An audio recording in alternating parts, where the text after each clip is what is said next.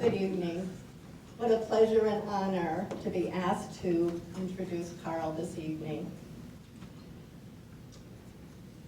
I had so many things I wanted to say, and then there was this time limit. So I spent the afternoon hitting the delete button. So here's the Reader's Digest condensed version. Many years ago, I read an article in the Saline Reporter. Carl was to speak at a Memorial Day service at the Oakwood Cemetery that year. The information shared in the article seemed strangely familiar. Was Carl in the same prisoner of war camp that my father was in during World War II? I wrote him to find out. When this was verified, I made arrangements to have some meetings between my father and Carl.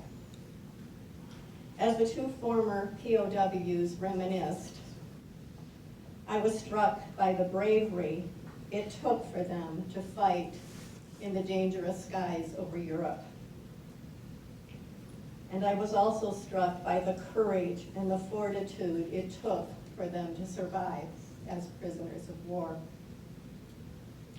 These fellows certainly exemplified the fact that freedom is not free. Let me share some details about Carl's service. He entered the military service at age 18. He was trained to be a waist gunner on a B-17 bomber. He was assigned to the 8th Air Force and sent to England. Carl's first and second missions took place on D-Day, June 6, 1944.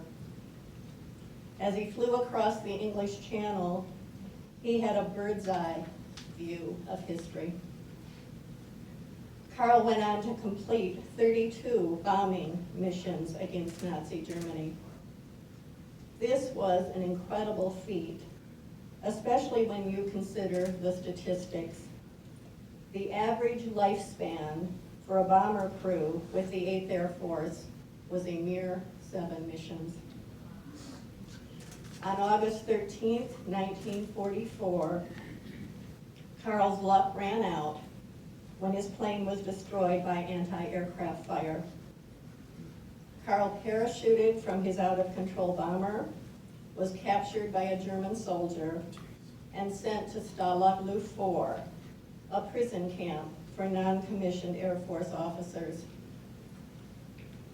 Here, Carl was subjected to cruel guards, vicious police dogs, cold and overcrowded barrack, and a starvation diet. In February of 1945, the Germans decided to evacuate Stalag Luft 4. The men were forced to walk across northern Europe in the midst of the coldest winter on record.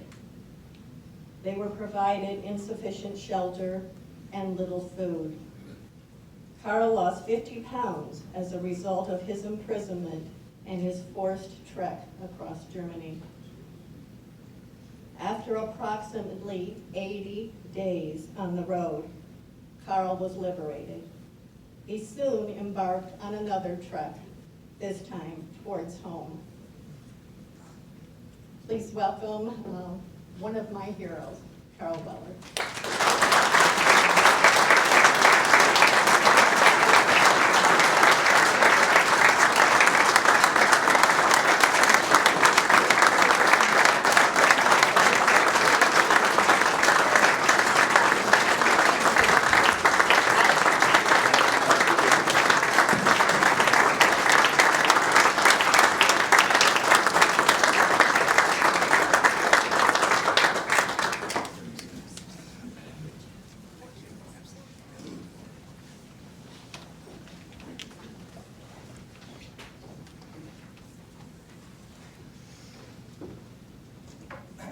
Are you sure you want to give the mic to